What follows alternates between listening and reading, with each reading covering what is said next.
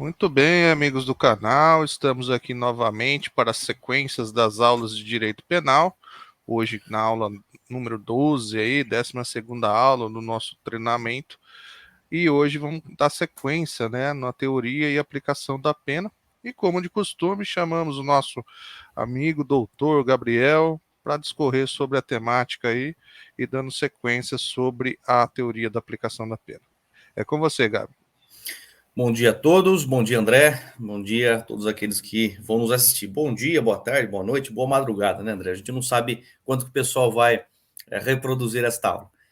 Bem, de qualquer maneira, pessoal, nós estamos analisando a chamada teoria geral da pena, que vai a partir do artigo 32 do Código Penal e se estende até o artigo 120. Nós começamos a analisar na última aula as chamadas penas restritivas de direitos, ou seja, aquelas medidas, e na verdade as penas restritivas elas se constituem em verdadeira medida de política criminal que visa o desencarceramento, que visa a não imposição de uma pena privativa de liberdade para aquelas sanções, para aqueles crimes que prevêem uma sanção, que prevêem um tipo secundário que é justamente o apenamento de curta duração. Então, para essas penas de curta duração, pretende-se a não colocação da pessoa num regime de privação de liberdade, justamente visando, digamos assim, evitar que essa pessoa seja contaminada pelo sistema, que essa pessoa esteja em contato com pessoas de alta periculosidade, que ela, satisfazendo os requisitos legais, possa cumprir com alguma restrição, com alguma medida, tá? De modo a visar a sua ressocialização e também servindo como uma resposta para aquele comportamento ilícito deflagrado. Né? Lembrando que as penas restritivas de direitos elas são aplicadas em caráter de substituição às privativas de liberdade e elas estão previstas de maneira autônoma, né, no nosso Código Penal, na parte geral do Código Penal. E isto de maneira geral, porque há leis específicas que prevêem de forma cumulativa no próprio preceito secundário essa espécie de restrição, como por exemplo o Código de Trânsito Brasileiro, a Lei 9.503 de 97. Então, as penas restritivas de direitos, elas são aplicadas após o devido processo legal, então não há execução antecipada das penas restritivas de direitos, conforme, inclusive, sedimentado numa súmula de Tribunal Superior, que nós vamos comentar na aula pertinente. Então, elas pressupõem o devido processo legal. Não há execução provisória das penas restritivas de direitos, assim como não há execução provisória, como já sacramentou o Supremo Tribunal Federal, execução provisória das penas privativas de liberdade, à exceção no caso do Tribunal do Júri, que é uma alteração promovida pela lei anticrime e que o Supremo está tendendo a oficializar como possível a execução provisória no âmbito do júri para aquelas sanções para aquelas sanções que alcancem 15 anos ou mais, né, de privação de liberdade. Muito bem. Então, as penas restritivas de direitos têm esse caráter geral. Né? Nós vimos lá no artigo 44 os requisitos para aplicação desse tipo de sanção, né? Ou seja, é necessário que a pena não suplante os 4 anos. E por que não suplante os 4 anos? Porque 4 anos é o limite para nós aferirmos o regime inicial de cumprimento de pena, no caso, o regime aberto. Se a pena não ultrapassar 4 anos, em tese é possível que a pessoa comece a cumprir a sua sanção no regime aberto. Logo, é uma espécie de homogeneização desse tipo de reprimenda em relação ao regime inicial de cumprimento de pena. Nós vimos que a reincidência, a princípio, é um fator que vai impedir a substituição da pena restritiva, da pena privativa de liberdade por restritivas de direitos. Né? À exceção daquela reincidência que a gente comentou, que não é específica, que a pessoa acabou reincidindo na prática delituosa, nos termos do artigo 63 do Código Penal, ou seja, houve um trânsito julgado antes da prática do novo delito. Portanto, neste caso, haveria a prática de um outro delito que não aquele pelo qual ela já foi condenada definitivamente. E sendo suficiente e adequada a resposta estatal, esse tipo de resposta estatal, é possível que o juiz supere aquela regra da impossibilidade de substituição para os reincidentes e conceda o benefício e essa medida de política criminal. Há também requisitos de ordem subjetiva, então o juiz deve analisar a culpabilidade, a personalidade do réu, os antecedentes, o comportamento da vítima, as circunstâncias do fato, para conceder a aplicação desse tipo de medida. Então, são requisitos de ordem subjetiva. Tudo bem? Nós analisamos toda essa parte introdutória, toda essa conceituação, como que as penas restritivas de direitos, elas se enquadram no nosso ordenamento jurídico, e vimos também de maneira inicial como que ocorre a construção da aplicação das penas restritivas após a fixação da pena privativa de liberdade. Nós vamos voltar a este tema, aprofundando no seu devido tempo, mas agora é o momento de nós analisarmos o artigo 45 do Código Penal, que tem uma rubrica marginal de conversão das penas restritivas de direitos, ok? Diz o seguinte, o caput do artigo 45. Na aplicação da substituição prevista no artigo anterior, proceder-se-á na forma deste e dos artigos 46, 47 e 48. Então, aqui uma remissão a estes outros dispositivos. E no parágrafo 1º, nós vamos começar a discutir, pessoal, a chamada prestação pecuniária, que é uma das espécies de penas restritivas de direitos. Nós temos prestação de serviço à comunidade, prestação pecuniária, limitação de fim de semana, tá? Perda de bens e valores. Então, são medidas alternativas, restrições de direitos que podem ser impostas pelo juiz, repita-se, após o devido processo legal. Então, vamos ver no que consiste a prestação pecuniária. Parágrafo 1º do artigo 45. A prestação pecuniária consiste no pagamento em dinheiro à vítima, a seus dependentes ou entidade pública ou privada, com destinação social, de importância fixada pelo juiz, não inferior a 1 salário mínimo, nem superior a 360 salários mínimos. O valor pago será deduzido do montante de eventual condenação em ação de reparação civil, se coincidentes os beneficiários. Atenção. A princípio, pessoal, a prestação pecuniária, ela vai consistir no pagamento em dinheiro, em moeda corrente. Esta é a regra geral. E a prestação pecuniária, ela é direcionada a quem? A vítima da infração penal. Por exemplo, a vítima de um homicídio tentado, a vítima de um crime patrimonial, a vítima que seja, por exemplo, enquadrada ali como administração pública num crime funcional, também pode ser enquadrada como vítima, como ente público lesado. Ou ainda a seus dependentes, por exemplo, um filho, um cônjuge, um ascendente. Ou ainda, se não for possível determinar a vítima ou seus dependentes, sobretudo naqueles chamados crimes difusos, aqueles crimes vagos, por exemplo, crime de tráfico de drogas, por exemplo, é um crime vago, né, que não vai admitir uma vítima determinada, né, a vítima é toda a coletividade. Então, em última análise, abstraindo a questão do tráfico de drogas, que não vai ser cabível, pelo menos sem ser na modalidade privilegiada, digamos assim, não vai admitir a substituição por restritivas de direitos, né? Então, se não for possível determinar a vítima ou seus dependentes, os valores, esta prestação pecuniária será destinada a alguma entidade pública ou privada. E se for uma entidade privada, ela precisa ostentar destinação social. Então, ela precisa ter um olhar para a sociedade, para o social, para algum grupo, normalmente de vulnerável, e a prestação pecuniária visa justamente municiar essa entidade, dar-lhes os contornos e as possibilidades de continuar com a sua atuação social. Tá? E como que é fixada, como que é calculada a prestação pecuniária? Né? Então, de importância fixada pelo juiz, somente o juiz vai fixar esse tipo de sanção, claro, não inferior a 1 salário mínimo, nem superior a 360 salários mínimos, atribuídos à época do fato e corrigidos monetariamente no momento da sua quitação. Então, o juiz fixa entre 1 salário mínimo. Quanto que está o salário mínimo hoje, André? Mais ou menos aí 1.200, é isso? 1.320. 1.320, né? Então, não inferior a 1 salário mínimo e nem superior a 360 salários mínimos.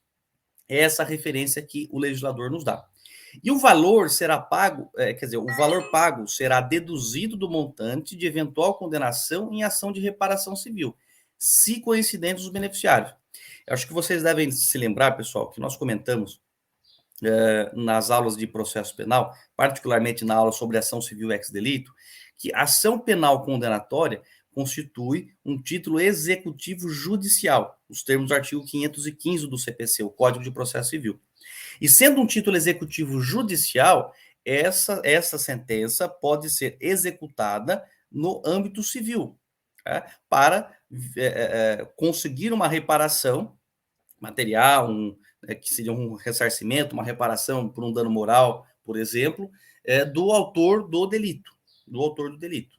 Então, é a chamada ação civil ex delito, ou ação de execução civil ex delito. Consequentemente, se houver um pagamento de prestação pecuniária, este pagamento de prestação pecuniária será deduzido, o valor será deduzido de eventual ação civil, de ação de reparação civil que foi promovida contra o autor do fato, contra os seus dependentes, né? Se houver o falecimento, lembrando que os dependentes, os sucessores vão responder de acordo com as forças da herança, eles não são obrigados a desembolsar recursos para quitar uma eventual reparação civil por atos ilícitos praticados por outrem, né? Mas, de qualquer maneira, há, então, um desconto desse valor de prestação pecuniária pago à vítima, né, de eventual ação de reparação civil. Claro, porque esta regra visa abolir, ou pelo menos diminuir, atenuar o enriquecimento ilícito, o enriquecimento sem causa. Então, da mesma forma, nós podemos trabalhar aqui com o chamado bis in idem. Então, não é possível que haja um apenamento na esfera penal, a pessoa paga uma prestação pecuniária e aquele mesmo valor será cobrado depois na esfera civil. Apesar das instâncias serem diferentes, o fato é um só. O fato ilícito gerador da obrigação de indenizar, no caso, é o mesmo daquele que gerou a vinculação, digamos, ao processo penal e a obrigação da pessoa, no caso, por meio de uma medida de política criminal, de pagar uma prestação pecuniária. Tudo bem? Evidentemente que nós precisamos observar se houver coincidência entre os beneficiários. Se não houver coincidência entre aquele que recebeu o valor, a título de prestação pecuniária, e aquele contra quem será movida a ação de reparação civil, logicamente que não haverá desconto, porque nesse caso não haverá enriquecimento sem causa, né? Logo, é possível que não haja esse desconto. Por quê? Porque os beneficiários não são iguais, não são os mesmos, ok? Algumas diferenças, André, importantes entre a prestação pecuniária e a multa. Pessoal, nós não podemos confundir multa penal com prestação pecuniária. Por quê? Porque nós vimos lá no artigo 32 que as penas admitidas pelo nosso Código Penal são 3: penas privativas de liberdade, penas privativas de liberdade, penas restritivas de direitos e multa. A prestação pecuniária, em primeiro lugar, é uma primeira diferença, ela pertence a esta categoria de penas restritivas de direitos. A multa penal é uma categoria autônoma. A multa penal, ela vem prevista, gente, normalmente, de maneira cumulativa ou alternativa com a pena privativa de liberdade. Por exemplo, furto. O furto diz assim, subtrair para si ou para outra em coisa alheia móvel, pena, reclusão de 1 a 4 anos, artigo 155 caput do Código Penal. Pena, reclusão de 1 a 4 anos e multa. Então, a multa, ela é imposta cumulativamente com a pena privativa de liberdade. Há crimes, entretanto, que esta pena de multa ela é aplicada alternativamente, como, por exemplo, salvo engano, o crime de ameaça, lá no artigo 147 do Código Penal, estabelece uma pena de detenção de 1 a 6 meses ou multa. Então, ela pode ser imposta, a multa, juntamente com a pena privativa de liberdade, alternativamente, tá? Sem problema nenhum. Então, ela não guarda aquele caráter de autonomia previsto para penas restritivas de direitos, e mais particularmente para a prestação pecuniária, prevista no parágrafo 1º do artigo 45 do Código Penal. Então, a prestação pecuniária, sendo uma pena restritiva de direitos, goza de autonomia, goza de substitutividade, o que não ocorre com a multa penal.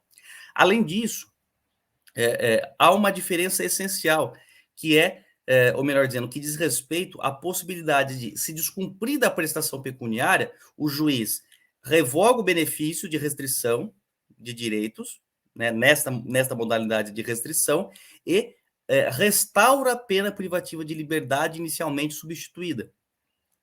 Para a multa penal, isto não acontece. Imaginemos que o juiz aplique isoladamente a multa. Se o juiz aplicar isoladamente a multa, desde 1996, não cabe conversão dessa multa, dessa sanção pecuniária, em pena privativa de liberdade, né?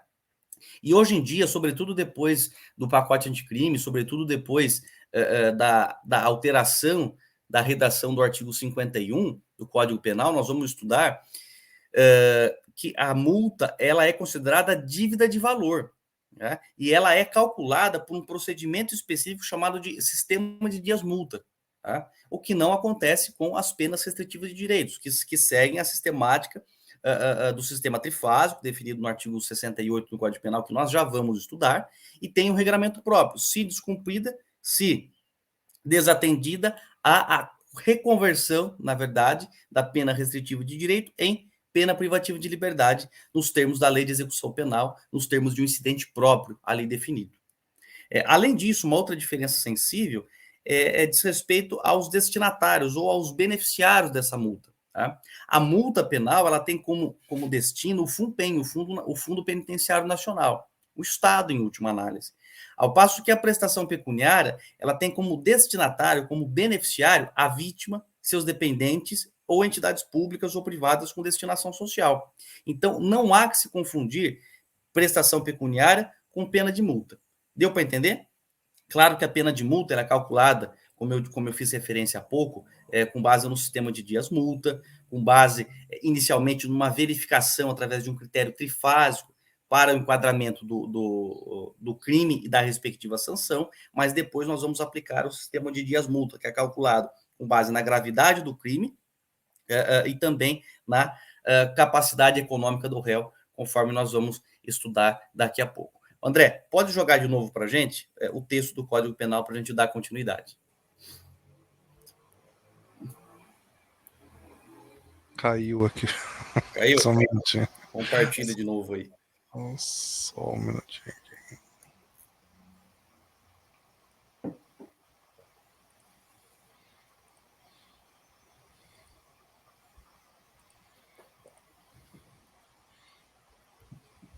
Aí. Muito bem. Deu para entender, André? Ficou claro? Alguma dúvida até aqui?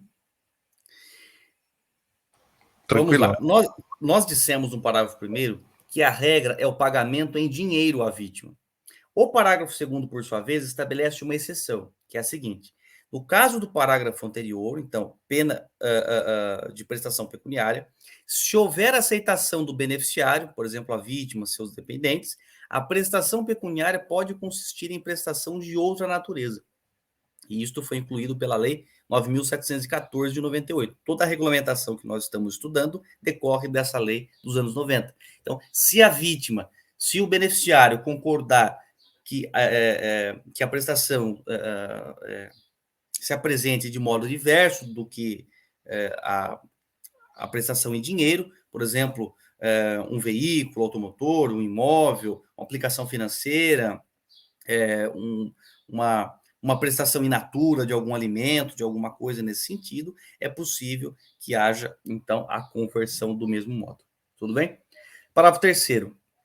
A perda de bens e valores, então nós vamos tratar agora da perda de bens e valores. Lembrando que a perda de bens e valores é uma espécie de pena permitida pela nossa Constituição. Quando nós estudamos quais são as penas permitidas no ordenamento jurídico brasileiro, nós vimos lá no rol do artigo 5º que, entre elas, está inserida a perda de bens e valores. Tudo bem? Então, a perda de bens e valores pertencentes aos condenados dar-se-á ressalvada a legislação especial em favor do Fundo Penitenciário Nacional, e seu valor terá como teto, o que for maior, o montante do prejuízo causado ou do proveito obtido pelo agente ou por terceiro em consequência da prática do crime.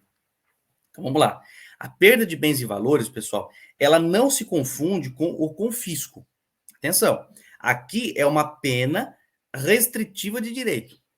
Tá? É uma pena que substitui a pena privativa de liberdade. O confisco, por exemplo, previsto lá no artigo 91 do Código Penal, previsto também o chamado confisco alargado no artigo 91, letra A, foi inserido pelo pacote anticrime no âmbito da parte geral do Código Penal, tudo isso é efeito da condenação. Tudo isso, na verdade, é efeito secundário da sanção penal, da sentença penal condenatória. Tá? Portanto, não se confunde com o tipo da pena, que é a pena de perda de bens e valores. Tá? Uma outra diferença é que o confisco, seja ele o confisco clássico, do produto do crime, do proveito, dos instrumentos, desde que constituam um fato ilícito, etc., tudo isso, pessoal, vai se direcionar contra bens ilícitos, sejam instrumentos para a prática do crime ou o produto, a própria consequência, o próprio benefício decorrente da prática criminosa. Tá? A perda de bens e valores vai recair sobre bens lícitos do condenado. Tá? E ressalvada a legislação especial, quem vai receber esses valores é o FUNPEN, o Fundo Penitenciário Nacional. E o valor da perda desses bens lícitos do condenado, né, terá como teto, ou seja, terá como limite máximo, o que for maior, o que tiver maior expressão lesiva, digamos assim. O montante do prejuízo causado, então o montante da lesão, né, a expressão econômica da lesão causada pelo crime, pela infração penal levada a efeito pelo agente, ou ainda do proveito obtido pelo agente ou por terceiro, tá? Em consequência da prática do crime. Então, nós vamos aferir a perda, a extensão da perda de bens e valores lícitos do condenado, tá? O que for maior, o montante do prejuízo causado ou ainda o proveito, o benefício auferido pelo agente a partir da prática do crime, auferido pelo agente ou por terceiro. Deu para entender? Ficou claro? Uma coisa importante, pessoal, que acho que nós comentamos por cima na aula passada, que nós vamos analisar agora a partir do artigo 46, que regulamenta o tema da prestação de serviço à comunidade, é a duração das penas restritivas de direitos. Por quê? Porque, em regra, pessoal, as penas restritivas de direitos, na verdade, elas podem ser divididas em duas grandes espécies, né? Aquelas chamadas pessoais e as reais. Exemplo de pena restritiva de direito pessoal, prestação de serviço à comunidade. Exemplo de pena restritiva de direito de caráter real, que diz respeito à coisa, a res. Por exemplo, perda de bens e valores. Tudo bem? Então, se houver, melhor dizendo, a exceção da perda de bens e valores e da prestação pecuniária, que tem como duração o próprio pagamento dessa quantia expressa em valores e consignada na sentença, em regra, as penas restritivas de direitos, elas têm a mesma duração da pena privativa de liberdade. Então, elas têm a mesma duração, ou seja, o sujeito vai ter de cumprir com aquela restrição pelo mesmo tempo em que ele deveria permanecer preso. Tá? A exceção, como eu disse, das penas reais, por assim dizer, prestação pecuniária, perda de bens e valores, e a exceção também da prestação de serviço à comunidade, conforme nós vamos analisar daqui a pouquinho. Tudo bem? Então, regra, as penas restritivas de direitos têm a mesma duração das penas privativas de liberdade, tá? Com as exceções que nós já comentamos e que nós vamos aprofundar uma delas neste momento. Artigo 46. A prestação de serviço à comunidade ou a entidades públicas é aplicável às condenações superiores a 6 meses de privação de liberdade. Então, se houver uma imposição de pena inferior a 6 meses, não cabe prestação de serviço à comunidade. Ela só é aplicável às condenações superiores a 6 meses de privação de liberdade. Então, aqui nós temos um piso importante para a concessão desse benefício de prestação de serviço à comunidade ou a entidades públicas. Ok?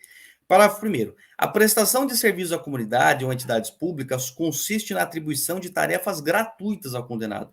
Evidente, se nós estamos tratando de uma pena, de uma sanção, o sujeito não faz jus a nenhuma contraprestação pelo trabalho oferecido. Logo, a prestação de serviço à comunidade ou entidades públicas consiste na atribuição ao condenado de tarefas gratuitas. Então, ele não vai receber nada por isso. Por oferecer os seus serviços numa entidade social, num lar de idosos, num lar de crianças desabrigadas, num hospital, num pronto atendimento. Né? Tudo isso, então, vai ser a título gratuito. Tá? E claro que a escolha do local onde a pessoa vai prestar serviços depende de um convênio firmado entre essas entidades e o Poder Judiciário, né, para que haja a designação desse tipo de entidade. E, além disso, deve ser feito um estudo prévio, um relatório inicial pela equipe responsável por identificar qual é a habilidade do condenado e indicar-lhe o local mais apropriado para que ele possa prestar os seus serviços de forma adequada, de forma eficiente, etc. Então, se a pessoa tem um know-how, tem uma expertise na confecção de sapatos, né, ele é um sapateiro, por exemplo, né, na medida do possível, ele receberá uma incumbência de prestar seus serviços de uma entidade que necessite desse tipo de serviço. Né? Então, na medida do possível, é feita essa triagem. E quais os locais que podem ser elegidos para esse tipo de prestação de serviço, né? Diz o parágrafo 2º. A prestação de serviço à comunidade dar-se-á em entidades assistenciais, hospitais, escolas, orfanatos e outros estabelecimentos congêneres, em programas comunitários ou estatais. Aqui é um encerramento genérico, é possível outras entidades que se assemelham a estas pensadas pelo legislador, ok? Parágrafo 3º. As tarefas a que se refere o parágrafo 1º serão atribuídas conforme as aptidões do condenado, devendo ser cumpridas à razão de 1 hora de tarefa por dia de condenação, fixadas de modo a não prejudicar a jornada de trabalho. Então, é aquilo que eu disse, nós vamos observar as aptidões do condenado. É a primeira parte do dispositivo. Além disso, a prestação de serviço à comunidade deve ser cumprida à razão de 1 hora de tarefa por dia de condenação. Então, 1 hora de tarefa equivale a 1 dia de condenação. Ok? E outra coisa, a fixação deve se dar de modo a não prejudicar a jornada normal de trabalho. Claro, a pessoa que está cumprindo uma pena restritiva de direito, ela tem a sua vida, ela tem a sua rotina de trabalho, de estudo, tudo isso não é prejudicado. Tá? Consequentemente, ela precisa de que essa medida de restrição se adeque à sua rotina, não atrapalhe a sua jornada de trabalho, mas não só de trabalho, também de estudo. Ok?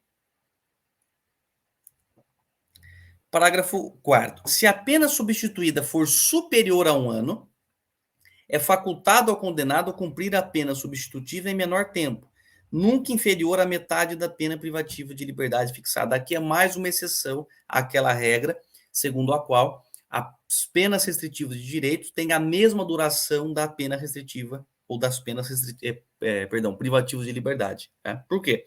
Porque se a pena substituída, ou seja, a pena privativa de liberdade for superior a 1 ano, é facultado ao condenado cumprir a pena substitutiva, no caso, prestação de serviço à comunidade, em menor tempo, nos termos do artigo 55 do Código Penal.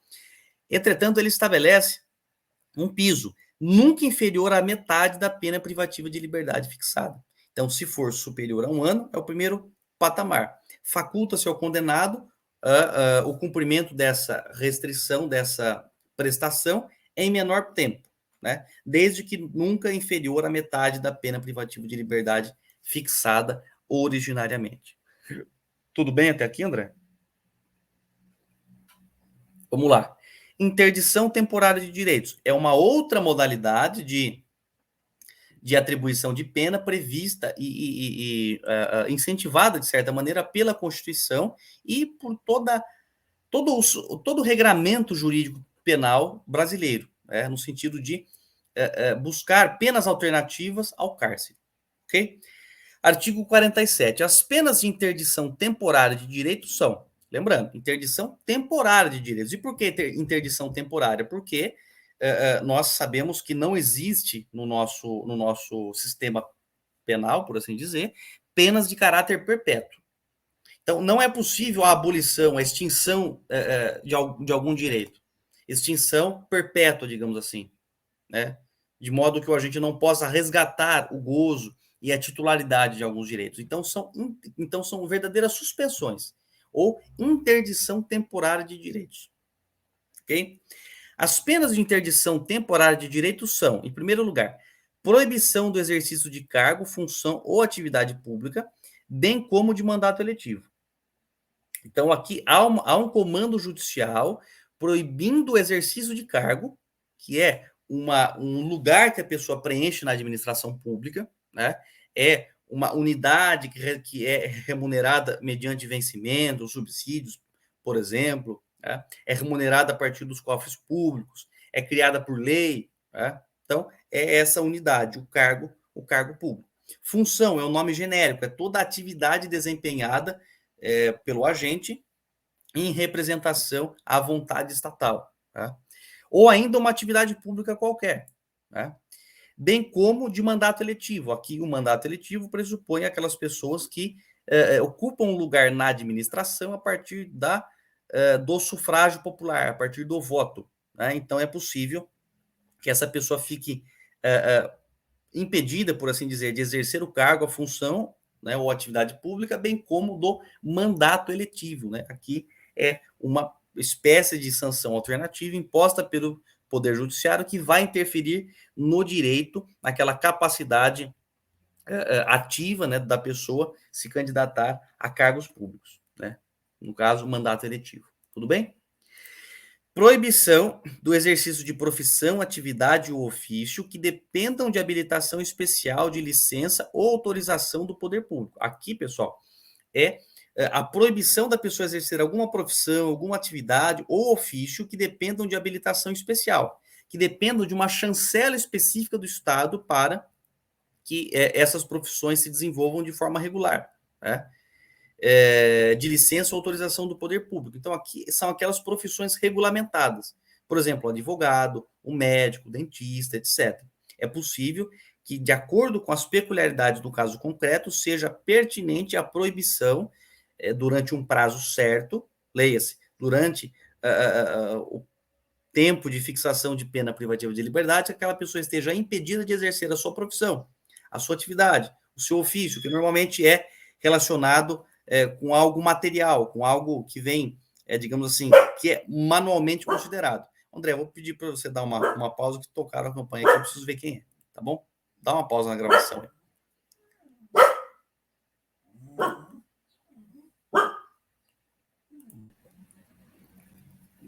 Muito bem, pessoal. Como nós estávamos dizendo, então, são profissões regulamentadas que dependem de uma habilitação especial ou uma licença, uma autorização conferida pelo poder público. Tá? Não é qualquer profissão. Por exemplo, o tio que vende cachorro quente, ele não exerce uma profissão regulamentada. Logo, a ele não se aplica esse tipo de proibição, de restrição. Ok? Suspensão de autorização ou de habilitação para dirigir veículo. Pessoal, aqui é uma disposição que entra em conflito com o Código de Trânsito Brasileiro, a Lei 9.503 de 97. Portanto, para a maioria, esta disposição, ela perdeu o sentido, ela perdeu a razão de ser com o advento do Código de Trânsito Brasileiro, que estabelece alguns crimes culposos de trânsito e que estabelecem também a suspensão de autorização ou de habilitação para dirigir veículo automotor. Tudo bem? Então, para muitos, esta previsão aqui do inciso 3º foi tacitamente revogada pelo Código de Trânsito, pelo CTB. Proibição de frequentar determinados lugares. Né? Aqui, pessoal, há uma proibição de frequência. Né? Alguns autores que estabelecem a distinção entre acesso e frequência.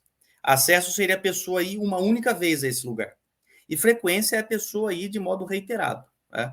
Aqui, como há uma disposição expressa no sentido de frequência a determinados lugares, a meu ver, a interpretação mais coerente seria no sentido da pessoa ir reiteradamente, repetidas vezes, a determinados lugares. Tá?